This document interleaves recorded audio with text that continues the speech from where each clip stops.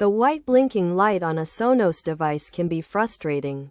But fortunately, it's often an easy issue to resolve. The blinking light typically indicates that the device is trying to boot itself, which can be caused by a system reboot or an inactivity issue. It may also signify that the device is not properly connected to your Wi-Fi network.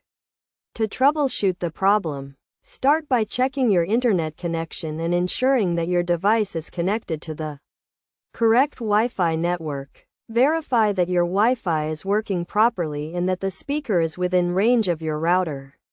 If you suspect the issue lies with your router, try restarting it by turning it off and on again after a few minutes.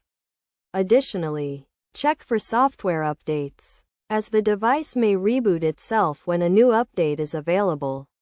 To do this, open the Sonos app, go to Settings, and look for the Software Update option. If the device doesn't restart itself, you can manually reset it by unplugging it and plugging it back in, which will automatically reboot the system and cause the white light to disappear. If none of these steps resolve the issue, it's best to contact Sonos support for further assistance.